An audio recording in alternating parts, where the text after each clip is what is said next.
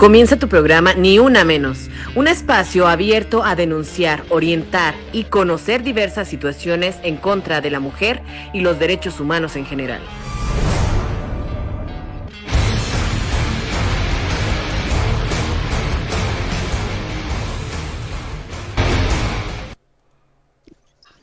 Hola, ¿qué tal amigos? Sean bienvenidos una vez más a esta su estación preferida, Pasión Digital FM. En locución, Mauricio Mendoza les da la bienvenida nuevamente a su programa Ni Una Menos. Y bueno, pues como tiene el objetivo este maravilloso programa radiofónico, es denunciar, señalar y orientar a la mujer con pues día a día caótico que siempre hemos vivido en nuestro país y en el mundo con el tema de feminicidio, desapariciones y entre otras cosas. Saludamos a la titular de este espacio radiofónico, a nuestra amiga Yuli Mendoza, que el día de hoy se encuentra ausente por motivos de la Wi-Fi, por motivos de internet, pero la próxima emisión ya la tendremos aquí completamente en vivo. Y bueno, hoy tenemos un programa maravilloso. Hoy vamos a hablar sobre la orientación legal para las víctimas de violencia y sin duda alguna será un programa muy interesante para todas aquellas chicas que pues sin duda alguna han pasado por esta situación y que necesitan el qué hacer. Y para ello el día de hoy tenemos a una compañera extraordinaria que la vamos a presentar en este momento. Una compañera que sin duda alguna usted va a responder sus preguntas. Y bueno, el día de hoy tenemos sin duda alguna a nuestra amiga Rosalinda Penélope. Rosalinda, abogada, desde luego que sí, muchísimas gracias, bienvenida, muy bonita noche, ¿cómo se encuentra? Bien, Mauricio, muchas gracias, agradezco el espacio y saludo a tu audiencia. A contrario a usted, y pues bueno, vamos a empezar este bonito programa, Ni Una Menos, con pues obviamente las interrogantes que deben de existir. Primeramente, platícanos un poquito sobre de usted, qué es el cargo que usted desarrolla, en qué es lo que está apoyando a las chicas que de una manera u otra han pasado por un trago amargo. Primero comencemos su vocación, qué es lo que está desarrollando y en qué está apoyando a la mujer. Bienvenida. Gracias.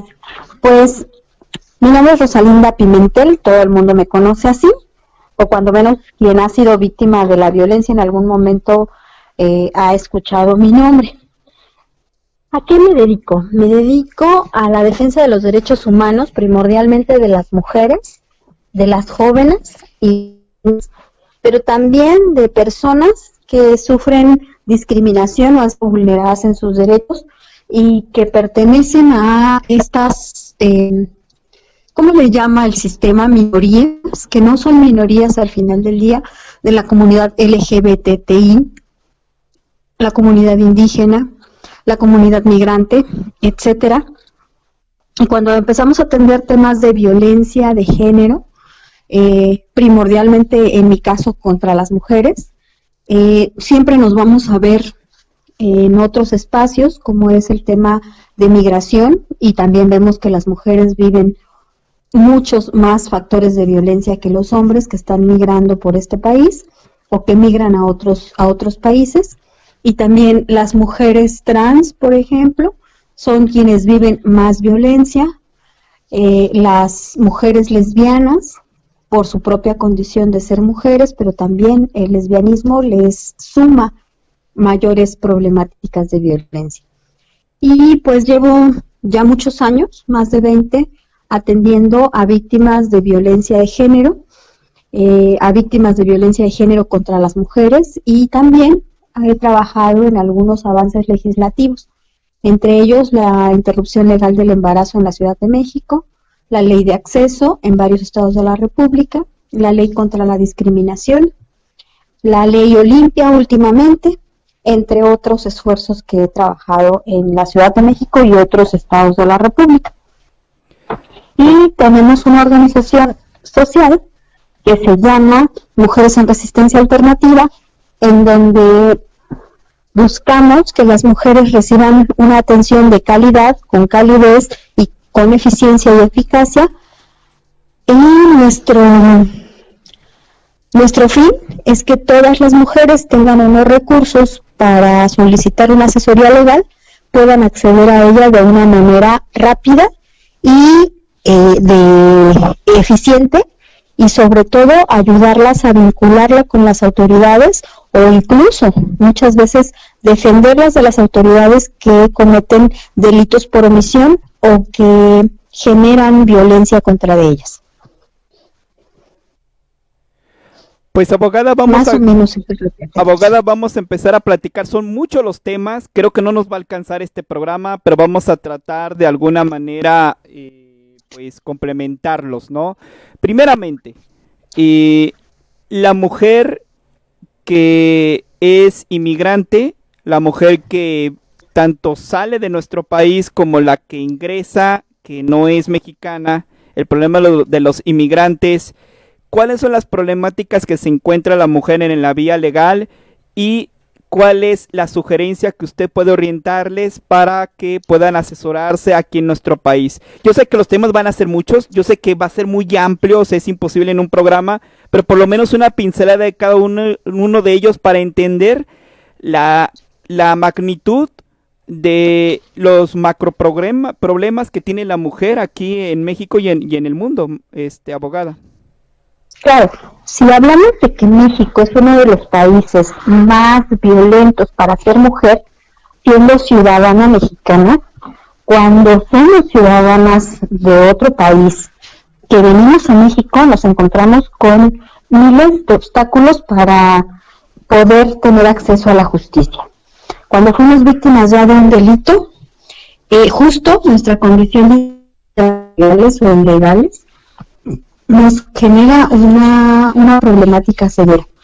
Yo muchas veces he tratado de comunicarme con las embajadas, pero tristemente también veo que a las mismas embajadas les interesa muy poco lo que les pase a las mujeres que viven en México, que son de otros países. O sea, esto nos habla de que el contexto de violencia no solamente es en México, sino en muchos otros países. Y de estos muchos otros países puedo hablarles de que incluso mujeres europeas de primer mundo que vienen a vivir a México, que se encuentran situadas en circunstancias de violencia, no reciben el apoyo de sus embajadas. ¿Qué es importante saber? Que aquí tu estatus legal o ilegal es lo de menos. Y que tú puedes denunciar, ese es el término correcto, denunciar cualquier acto de violencia en tu contra. Ojo, no todos los actos de violencia que ocurren están tipificados. ¿Y a qué me refiero con tipificar? A que no todos están dentro del manual de procedimientos penales, es decir, que no todos constituyen un delito. Algunos solamente son faltas administrativas. Sin embargo, en México tenemos una figura que se llama Centro de Justicia para las Mujeres. Este Centro de Justicia para las Mujeres puede atender, y son generales que van a servir para unas y otras, que va a atender el tema de violencia de género en las relaciones de pareja. Es decir, cuando una mujer es víctima de la violencia por su pareja, por su hermano, por su papá, por su tío, por su suegro, por su cuñado, puede acudir a un centro de justicia para las mujeres. También tenemos otras figuras, que son las fiscalías especializadas. Hay fiscalías especializadas en delitos contra las mujeres, en delitos sexuales, en delitos contra personas menores de edad, y a todas estas podemos acudir cuando somos víctimas de estos delitos. Y digo, se oye muy fácil y se oye muy bonito decir, no importa tu condición de migrante, legal o ilegal, y puedes acudir a denunciar, pero la realidad nos habla de que nos quejamos mucho de otras políticas de atención en países como Estados Unidos, políticas migratorias muy voraces, pero la de México también lo es. México es uno de los países más violentos para las personas migrantes en este país, y además de todo está plagado de una nube de corrupción que sigue existiendo, y que además de todo también se ve infiltrada por redes de explotación sexual o laboral de personas y son las mujeres las que son más vulnerables. Y es importante reconocer que en este país la trata de personas es un delito que está tipificado, es uno de los delitos más graves que se contemplan dentro de la ley y que además de todo es un delito que se puede denunciar en cualquier lugar y que además de todo te provee de una protección especial. Si tú eres víctima de la violencia de personas en este país, eso incluso te podría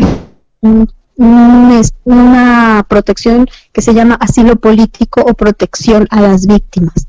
Pues tú podrías ir a denunciar y puedes decir que es una persona que tiene un estatus ilegal, pero que ha sido víctima de la violencia de trata de personas, y entonces tienen que darte una serie de mecanismos de protección y de atención para poder atravesar por estas circunstancias.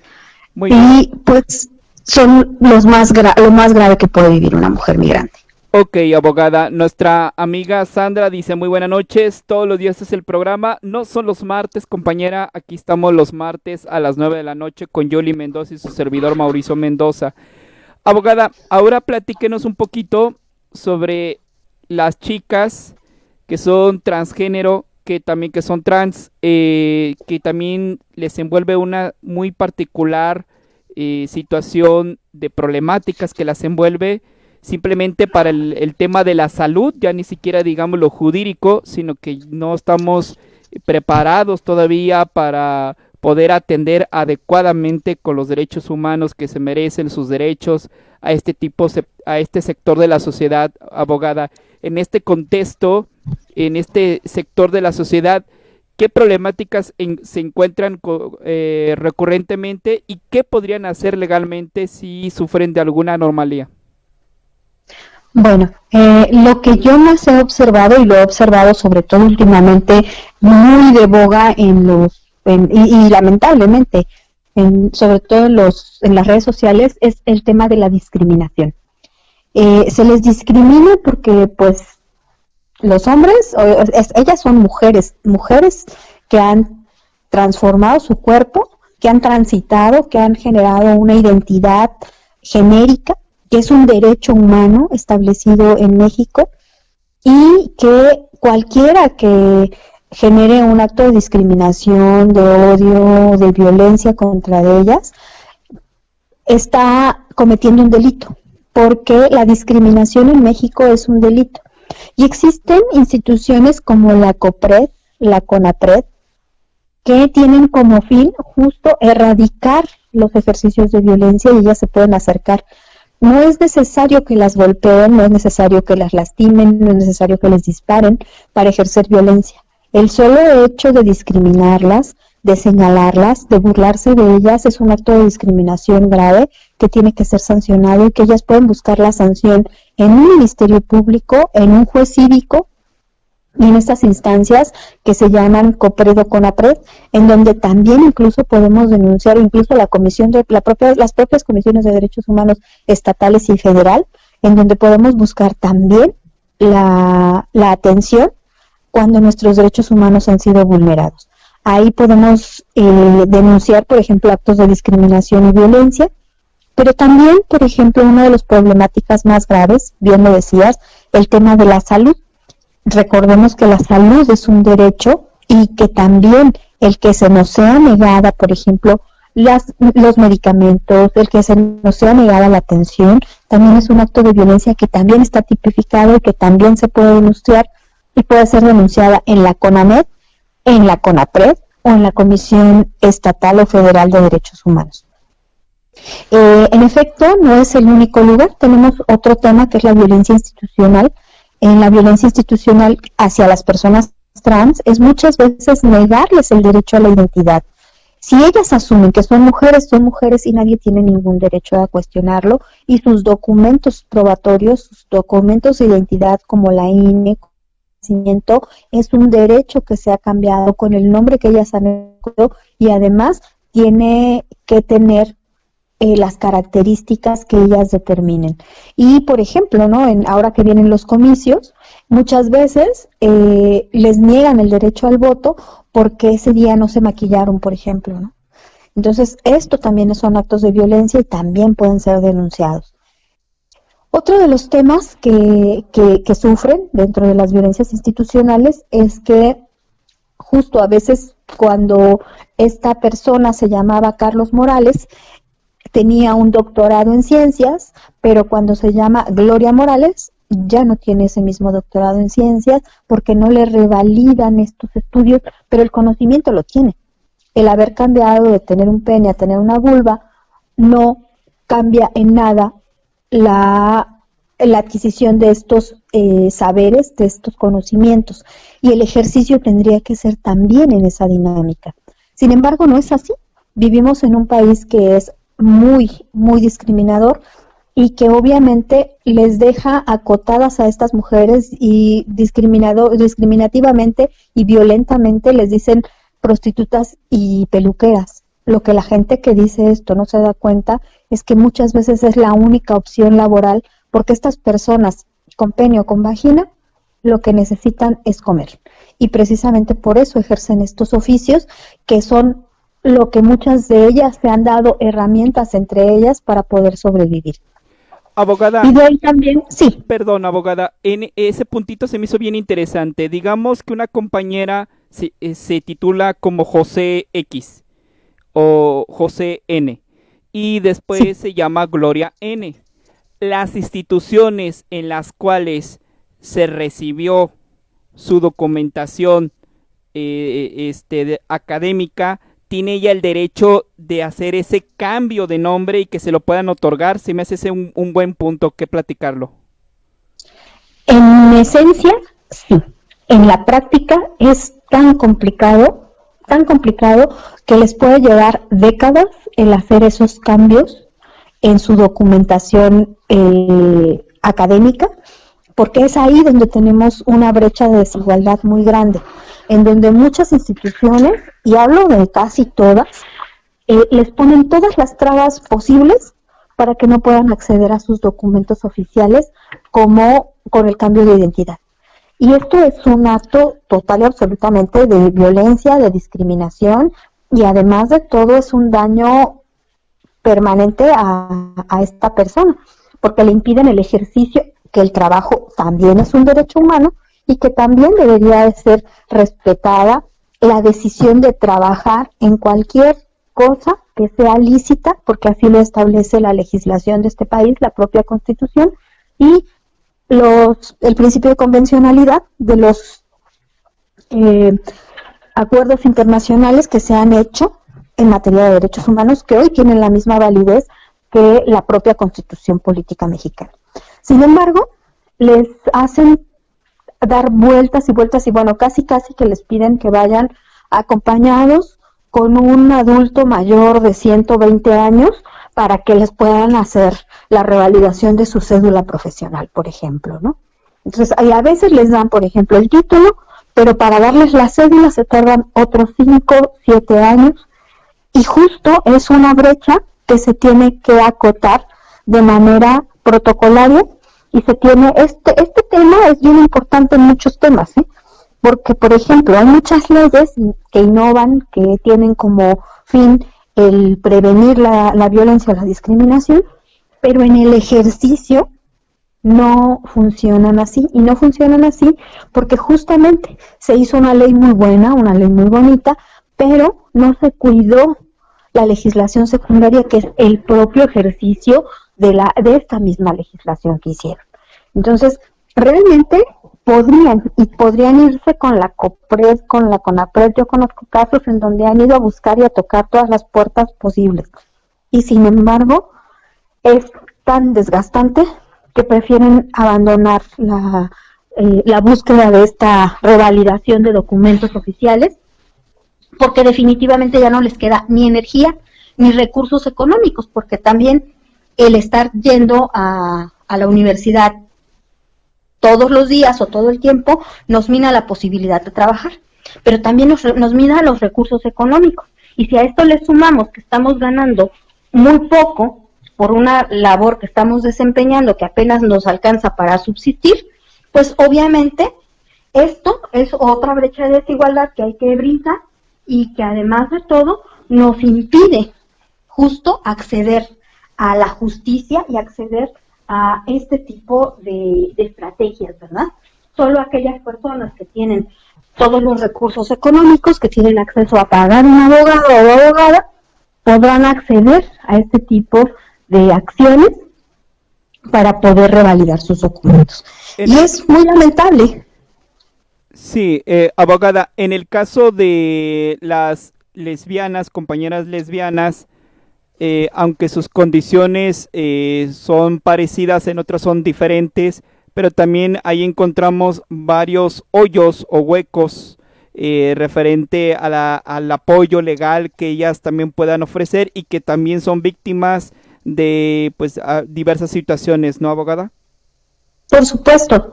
Por ejemplo, las compañeras lesbianas que decidieron vivir una vida en pareja y que ahora ya tienen en muchos estados de la República, digo en muchos porque no en todos, el derecho al matrimonio igualitario, por ejemplo, que es un derecho justo que ellas han encabezado y que justo en esa pelea por estos derechos han ido conquistando derechos para mujeres que no son lesbianas, ¿no? Por ejemplo. Pero el tema, por ejemplo, de la adopción de hijos o de que sus hijos que han nacido de la pareja sean justo reconocidos como hijos de dos madres, por ejemplo, ¿no? Son brechas de desigualdad que hoy todavía tenemos que llevar incluso a la Suprema Corte de Justicia de la Nación para poder acceder a un tema tan simple como tener y formar una familia, ¿no? Pero no solamente esto, sino el ser lesbiana condiciona, ¿no? Condiciona a qué puesto puedes ejercer o a la violencia que te pueden, ejercer dentro de los espacios laborales o de los espacios educativos o incluso en la propia familia, ¿no? La discriminación que se vive desde el seno familiar en la comunidad, la violencia comunitaria que se da, el hecho de, por ejemplo, los niños, hijos de estas parejas, que sufren acoso y que sufren violencia en las escuelas por ser hijos de dos madres, ¿no? Y justo tiene que ver con un tema de naturalización de la violencia que se ha ido haciendo en este país, que incluso, lo podemos identificar, pues, rapidísimo, ¿no? En una canción, en un libro, en el periódico, en la revista, en el anuncio, en fin, podemos identificar estos rasgos de violencia contra las mujeres, en donde estas canciones que dicen súper románticas, ¿no? Que dicen mátala con miles de besos y ternura y ¿cómo se llama? O te voy a dar 3 balazos para que te mueras por ingrata y cosas así por el estilo, ¿no? Y justo cuando una mujer que además de todo no cumple el estereotipo heteropatriarcal, pues bueno, son víctimas de todas las violencias y todas las discriminaciones habidas y por haber. Pero también tenemos que ser muy, muy claras en decir que cuando hay una relación entre dos mujeres, una relación de pareja, tampoco eso nos exime de la violencia, ¿eh? Replicar los estereotipos heteropatriarcales en una relación homosexual, en una relación lésbico, también se da. ¿Por qué? Porque venimos de estos entornos en donde es normal y es natural el ejercicio de violencia entre cónyuges, ¿no? Y justo ahí también las mujeres que están siendo víctimas de violencia por su pareja mujer, también pueden acudir al Centro de Justicia para Mujeres y también pueden denunciar ahí, aunque quien está ejerciendo la violencia, porque ese es un mito, que la violencia de género contra las mujeres solamente la ejercen los hombres. No, hay mujeres que también replican estas violencias y que también las ejecutan. Y entonces también necesitamos desnaturalizar la violencia de las relaciones de pareja. Eso es más que nada lo que se necesita hacer. Sí, es un mayor número de porcentaje, diríamos que es un 3% contra un 97% de violencia entre una relación lésbica que en una relación de pareja heteronormal. ¿Cómo se llama? Sí es muy diferente y sí es más físicamente violenta la relación entre un hombre y una mujer que entre dos mujeres, pero esto no exime de que no pudiera ocurrir, ¿eh? También ocurre. y también podemos buscar justicia y también podemos denunciar este tipo de violencia. La violencia psicoemocional es un acto de violencia muy grave que puede orillar a una persona a quitarse la vida o que incluso le puede robar la tranquilidad, ¿no? Y en México hay una ley que se llama una ley de acceso a una vida libre de violencia para las mujeres. Okay. Y aquí dice para las mujeres, todas las mujeres, las que nacieron mujeres y las que se construyeron mujeres, las mujeres lesbianas y las mujeres que son mexicanas, no dice las mujeres mexicanas, sino dice las mujeres que están en el territorio mexicano. Muy bien, vamos a ir a un corte y ahorita regresamos. Hoy tenemos aquí a nuestra compañera Rosalinda, la cual nos está pues ahondando un poquito más sobre diversos temas, pues pinceladas, porque el tema es demasiado amplio. Hoy estamos hablando sobre la orientación legal para víctimas de la violencia. Así que vamos a ir a un corte y en un momento retornamos aquí en Pasión Digital FM en su programa Ni Una Menos. Retornamos.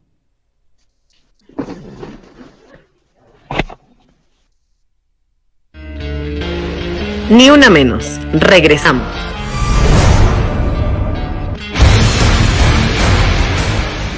¡Sorpréndete! Llegó Ganahorro de Afore Móvil. ¿Quisieras ahorrar para tu retiro, pero siempre te falta dinero? Ya puedes gastar y ahorrar al mismo tiempo sin poner un peso más. Descarga y usa la aplicación Afore Móvil. Compra en línea desde tu celular los productos que te gustan al precio que ya conoces. Y por cada consumo recupera una parte de tu gasto como ahorro voluntario en tu cuenta Afore. Así de fácil. Con Ganahorro de Afore Móvil, ahorrar ya no te cuesta. Generación Afore. Con SAR. Gobierno de México. Imagina un lugar así, con edificios abandonados, sin agua, sin seguridad, un lugar sin escuelas ni hospitales, personas sin trabajo, sin comida, un lugar... Un lugar sin DESCA. ¿Sin qué? Sin DESCA. Derechos económicos, sociales, culturales y ambientales que aseguran que las personas puedan cubrir sus necesidades básicas y tener una vida digna. Pero aún hay muchas personas que viven en esas condiciones. Por eso, para una vida digna, exige los DESCA. CNDH, desde 1990, el poder de la gente. Ni una menos. Regresamos.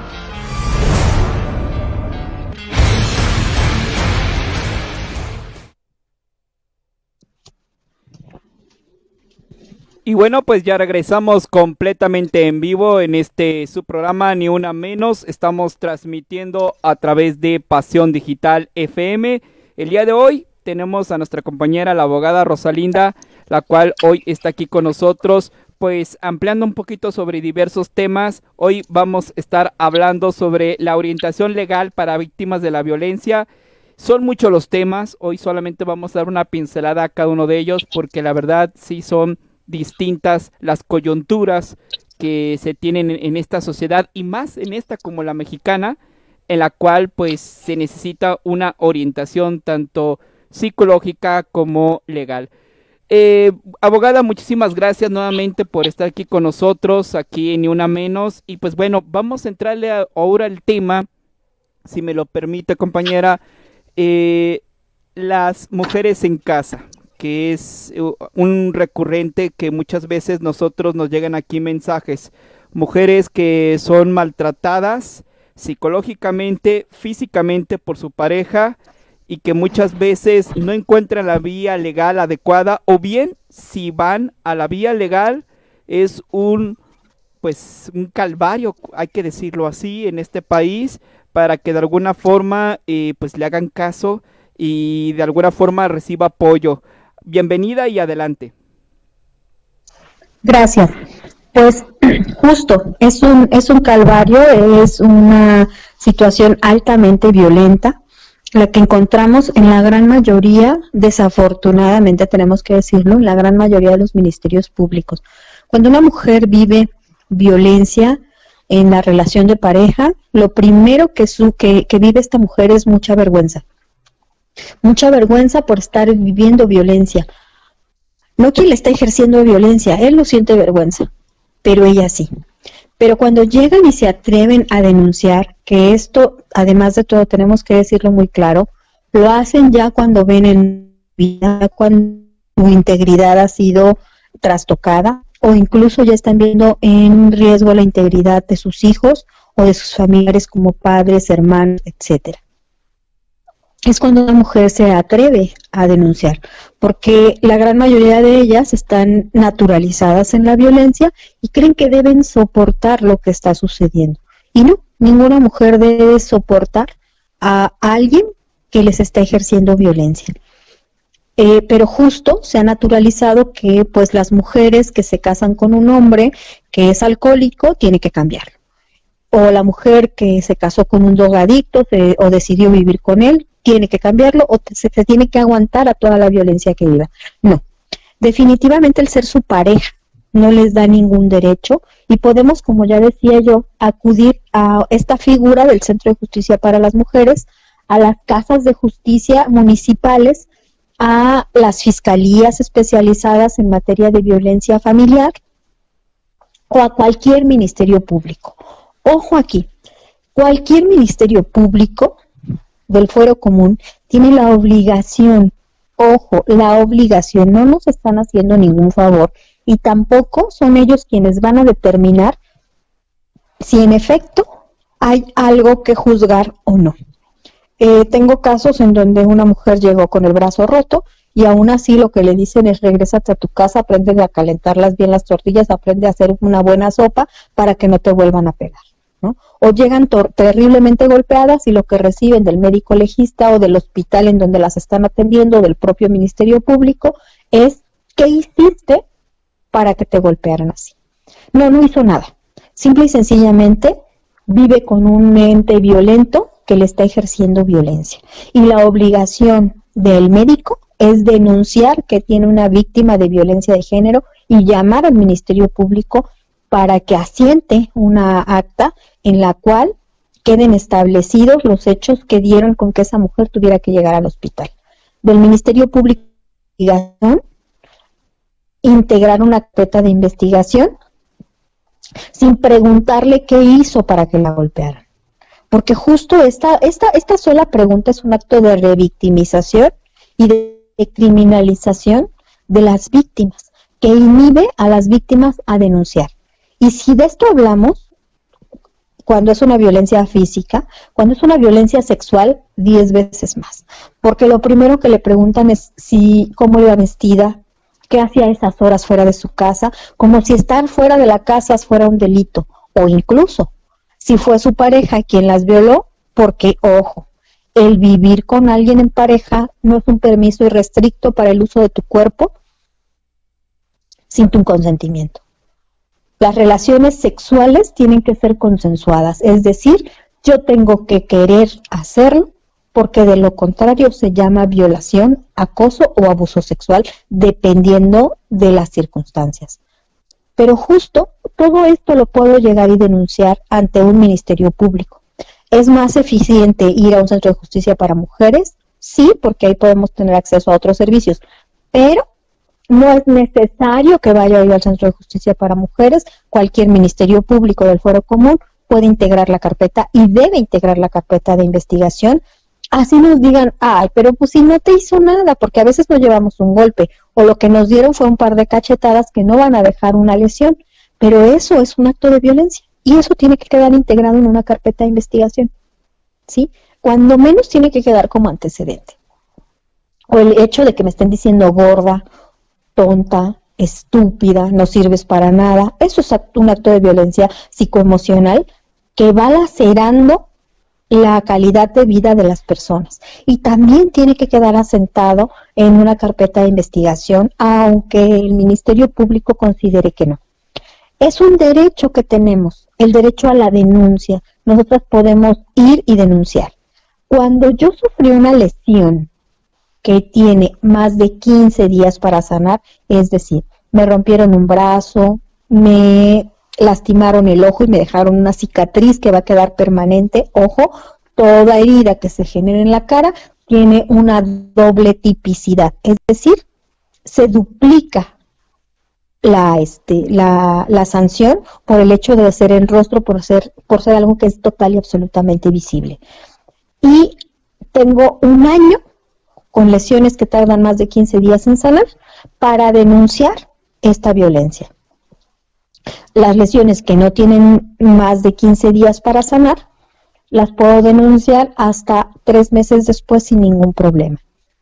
Y pues la violación no prescribe, pero sí vamos a tener menos elementos probatorios si lo hacemos después que en el momento.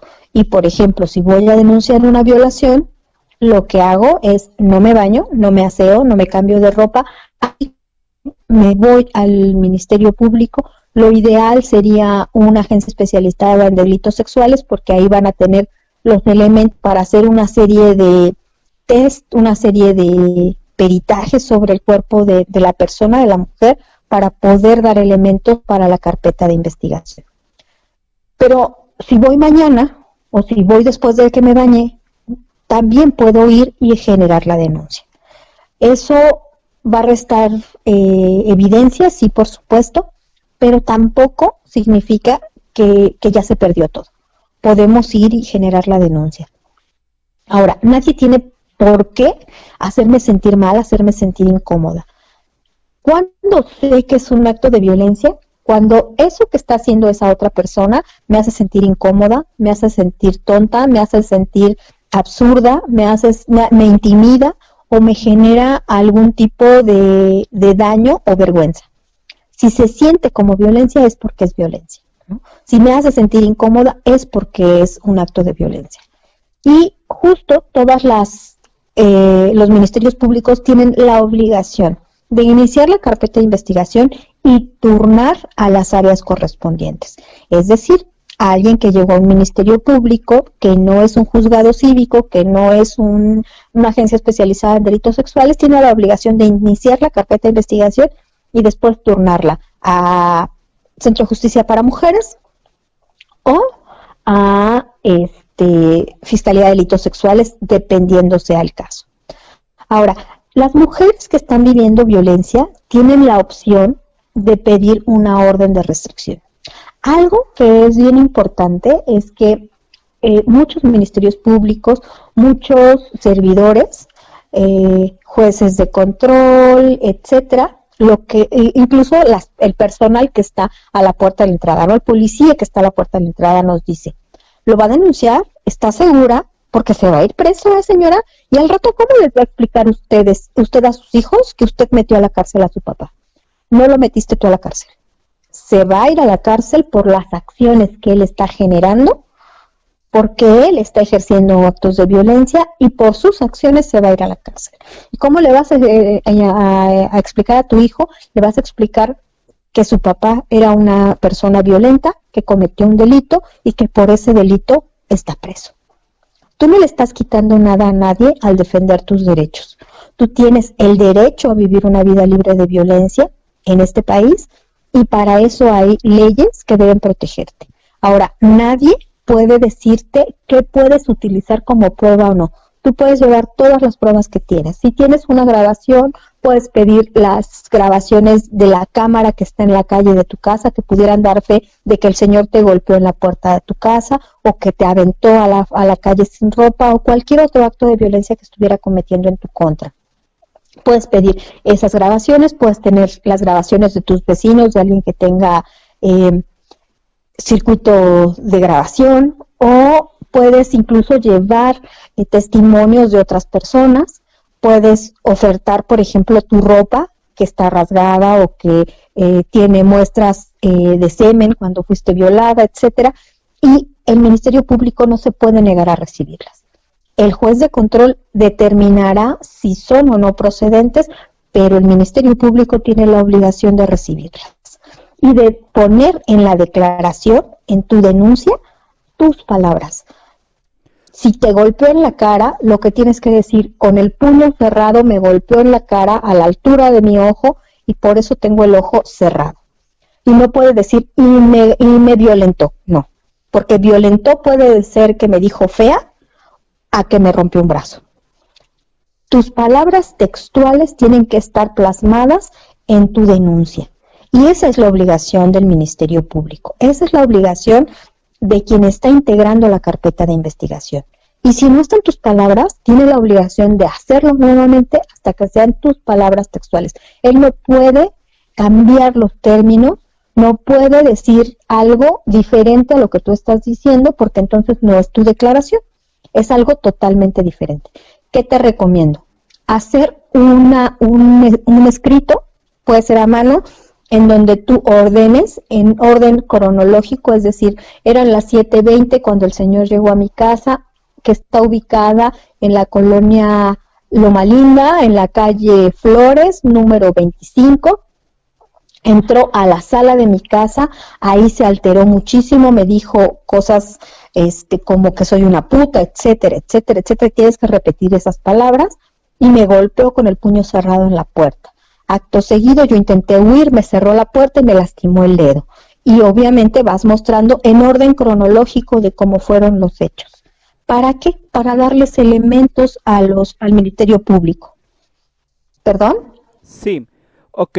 Y para no dejar en el contexto también libre, vamos con otra cruda realidad de nuestro país, abogada, referente a las mujeres, especialmente las madres o hermanas o hijas que lamentablemente sufren de una desaparición o de un feminicidio, especialmente la desaparición. Vamos a partir de la desaparición.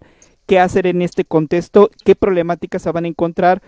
Porque no solamente es la violencia, sino también la desaparición de mujeres es una constante lamentable que se ha desarrollado en nuestro país y que, vuelvo a repetir, lo siento, pero lo tengo que decir con sus palabras, van a las fiscalías estatales, van a cualquier órgano y es un calvario.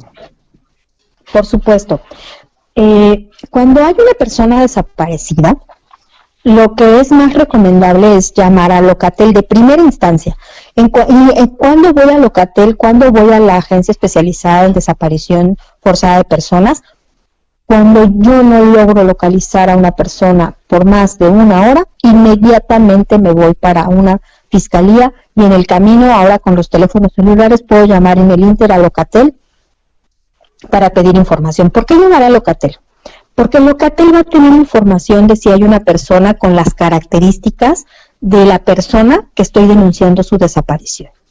Y es importante tener, por ejemplo, una descripción. Yo incluso he realizado una serie de documentos, entre ellos una ficha de rasgos personales, en donde lo que nos van a pedir es el color de piel, el tipo de ojos, el tamaño de la nariz, de la boca, el color de piel, el color del cabello, si tiene señas particulares, si tiene alguna cicatriz de una operación, si tiene un lunar específico, si hay cualquier cosa, un tatuaje, una perforación que pudiera dar con el elemento de identificar a esta persona, ¿no? Porque pudo haber sido un accidente, puede haber sido alguien que vivió un acto de violencia y está en un hospital o en una morgue, desafortunadamente, o fue detenida por las fuerzas del orden o seguridad pública o ciudadana en algún lugar. Entonces, eso es bien importante. Si en Locatel me dicen que no hay nadie con esa descripción, otra cosa que me van a pedir va a ser cómo iba vestida la persona. Lo más específica que pueda ser, pantalón de mezclilla a la cadera, con una serie de estoperoles a lo largo de la pierna, ¿no? O sea, lo más específica que pueda hacer, qué era lo que llevaba puesto, si llevaba una mochila, en fin. ¿Por qué? Porque estas prendas también nos van a dar elementos para encontrarla. A veces no viva, pero nos van a dar la tranquilidad de poder saber que ahí está. Justo después de esto, o en el Inter, llego a la Fiscalía Especializada en Desaparición de Personas. Ahí denuncio la desaparición. Si es una persona menor de edad, van a emitir una alerta AMBER y tenemos que exigir que sea de inmediato, exigir. No nos están haciendo ningún favor. Es su obligación el brindarnos la atención para la que les están pagando hacer. Y entonces exigimos que se emita una alerta AMBER y nos van a dar una cédula de búsqueda, para lo cual necesitamos llevar una fotografía lo más reciente posible de la persona. Puede ser la foto que le tomé ayer con el celular a la niña o al niño. Si es una mujer entre 14 y 35 años, va a ser una alerta ALBA. Es muy diferente una alerta AMBER a una alerta ámbar. Una alerta Amber busca la desaparición de menores y tiene un protocolo específico para la búsqueda de menores. Es decir, todos los menores con ciertas características, hombres y mujeres, van a ser identificados para buscar que no sean esas personas. Porque muchas veces cuando desaparecen a un menor o una menor, lo primero que hacen es cortarles el cabello y cambiarles la ropa.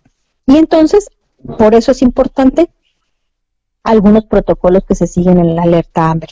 La alerta Alba habla justamente de mujeres por este tema de la violencia y luego la desaparición, que por ejemplo pudieron ser desaparecidas por la pareja, la expareja, el novio, el exnovio, etcétera, o incluso con fines de trata y explotación sexual.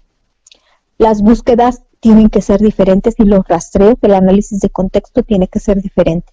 Por eso son alertas diferentes. Cuando estoy hablando de un adulto mayor, es una alerta plata, que ahí lo primero que vamos a identificar es si el adulto mayor o la adulta mayor tiene alguna discapacidad cognitiva, auditiva, visual, o incluso si tiene alguna degeneración como Alzheimer o diabetes, etcétera, que pudiera ponerla en un mayor riesgo.